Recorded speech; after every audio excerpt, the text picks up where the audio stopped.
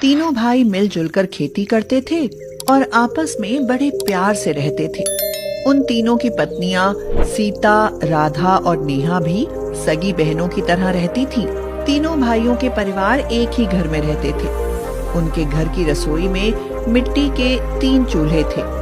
मिट्टी के उन चूल्हों पर उनकी पत्नियां मिलजुल कर खाना बनाती थीं। भाई तुम तीनों की जितनी भी तारीफ करो कम है। मिट्टी के चूल्हों पर जो खाना बनाती हो उसका तो स्वाद ही निराला होता है। साथ ही ठंड में गरम गरम खाना मिल जाता है। मंद मंद आंच पर सिकी रोटियां खाने में जो मजा आता है उसकी तो पूछो ही मत। क्यों? क्या मिट्टी के चूल्हे पर बनी सब्जियों और चावल दाल आदि में कोई मजा नहीं आता देवर जी? बहुत मजा आता है भाभी, पर सबसे ज्यादा मजा तो आप तीनों के प्यार को देखकर आता है। सब काम मिलजुल कर आराम से कर लेती हो। सीता, ये बात तो गोकुल बिल्कुल ठीक कहता है भाई। घर में 3 चूल्हे और 3 परिवार है। जब तक ये चूल्हे मिलकर जलते रहेंगे हमारा परिवार खुशहाल बना रहेगा और आगे बढ़ते रहेंगे।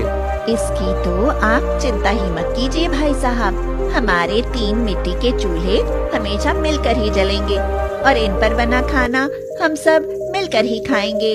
भगवान करे ऐसा ही हो और हम तीनों भाई हमेशा साथ साथ रहकर जीवन में खूब तरक्की करें।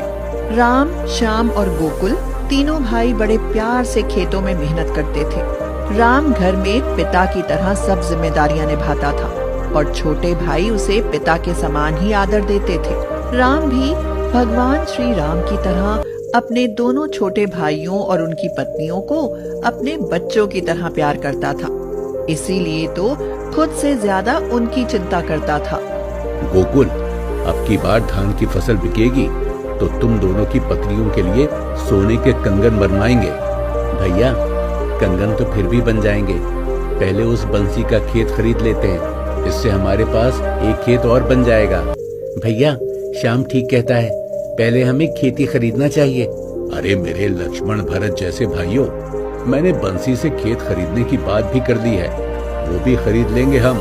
पर भैया, हम इतना पैसा कहाँ से लाएंगे?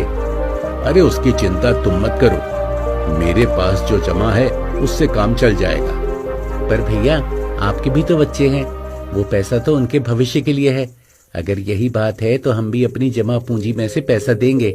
जब तक राम जिंदा है तुम्हें ये सोचने की जरूरत नहीं है। उस साल धान की फसल अच्छी होती है और राम दोनों छोटे भाइयों की पत्नियों के लिए सोने के कंगन बनवाने के साथ साथ बंसी का खेत भी खरीद लेता है।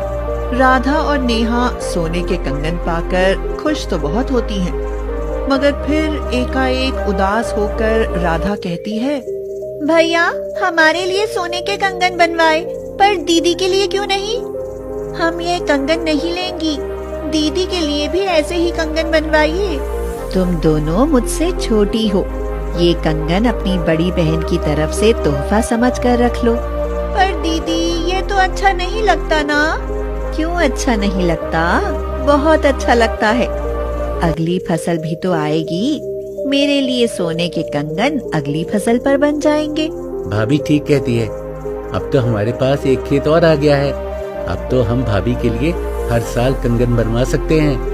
इस तरह राम और उसके भाई खेती में दिन रात मेहनत कर अच्छी कमाई करते रहते हैं और राम खुद से ज्यादा अपने भाइयों का ख्याल रखता है।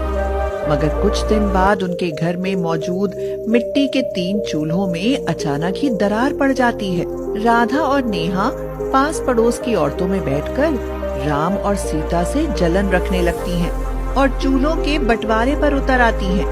अब हमें अपना चूल्हा अलग करना होगा, हम अपनी अलग खेती करेंगे और अलग खाना बनाएंगे। मान जाओ राधा, राम जैसा भाई संसार में कोई दूसरा नहीं है। हाँ, दूसरा नहीं है, आप नहीं जानते, पड़ोस में सब जानते हैं कि राम और सीता हमारा फायदा उठाकर खूब धन जोड़ने में लगे हैं। ऐसा हो नहीं सकता। पर ऐसा ही है, दोनों ऊपर से शरीफ बनते हैं मगर छिपकर अपने बच्चों के लिए धन जमा करने पर लगे हैं। आप दोनों भाइयों को छोड़ सारा गांव इस बात से वाकिफ है।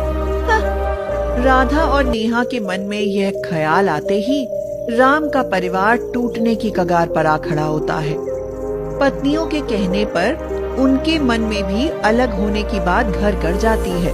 मेरे भाइयों मान जाओ, 3 चूल्हों को एक जगह रहने दो। अलग अलग हमारे घर की खुशहाली को ग्रहण लग जाएगा। भैया अब तो ये हो ही नहीं सकता, अब तो हमारे चूल्हे अलग अलग होकर ही रहेंगे। जब राम के कहने पर भी उसके भाई अलग होने पर अड़ जाते हैं तो एक रसोई की 3 रसोई बन जाती हैं और मिट्टी के 3 चूल्हे अलग अलग रसोइयों में जलने लगते हैं। रसोई बट जाती है और खेत बट जाते हैं। छोटे भाई और उनकी पत्नियां अलग होकर बहुत खुश होते हैं, मगर राम और सीता का तो मानो दिल ही टूट जाता है। लो खाना खा लो। सीता, बच्चों को खिलाओ और तुम खा लो, मुझे तो भूख ही नहीं है। देखो, श्याम और गोकुल भी हमारे बच्चों जैसे ही हैं। अगर वे हमसे अलग रहकर खुश हैं, तो भला हम उनकी खुशी में रोड़ा क्यों बने? वो तो मैं भी समझता हूँ, पर मेरे जीते जी अलग अलग चूल्हे मुझसे बर्दाश्त नहीं होते। अलग होने के बाद श्याम और गोकुल तो अपने बच्चों में खुश रहते हैं, मगर राम अपने भाइयों के साथ न रहने पर बीमार पड़ जाता है। और एक समय ऐसा आता है कि सीता के पास राम का इलाज करने के लिए भी पैसे नहीं बचते। वह मदद के लिए श्याम और गोकुल के पास जाती है और कहती है, तुम्हारे बड़े भाई बहुत बीमार हैं। उनके इलाज के लिए पैसे नहीं है मेरे पास। वाह, पैसा ऐंठने की क्या तरकीब बनाई है। बड़े भैया हमारे हिस्से का पैसा भी दबा कर रख गए और उनके इलाज के लिए पैसा नहीं है। भाभी सही कह रही हैं, बड़े भैया के पास पैसे की कमी थोड़ी ना है। दीदी, हमसे पैसे की उम्मीद मत रखो, हम कोई पैसा नहीं देंगे। हाँ भाभी, अगर सच में पैसा नहीं है तो क्या, खेत तो है ना, उन्हें बेचकर भैया का इलाज कराओ।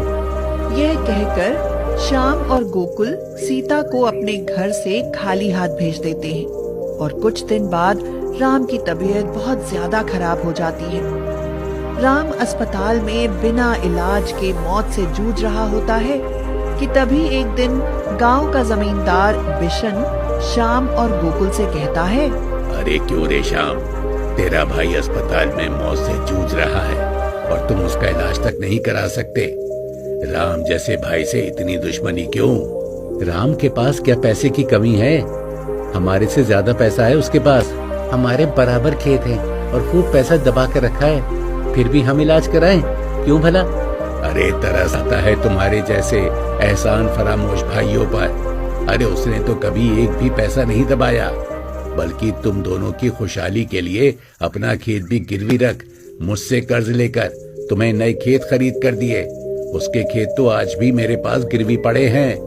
यह सुनकर तो खेत भी श्याम गिरवी रख मुझसे कर्ज लेकर तुम्हें नए खेत खरीद कर दिए। उसके खेत तो आज भी मेरे पास गिरवी पड़े हैं। यह सुनकर तो श्याम और गोकुल की आंखें ही खुल जाती हैं और वे अपने किए पर पछताने लगते हैं। गोकुल, हमें डूब मरना चाहिए। हमने अपने राम जैसे भाई को गलत समझकर उसे दुख दिया। भैया, ये सब हमने अपनी पत्नियों के बहकाने पर किया। आज से हम उनकी एक बात नहीं मानेंगे। अब भी समय है, चल भैया को बचाकर अपनी भूल का प्रायश्चित कर लेते हैं।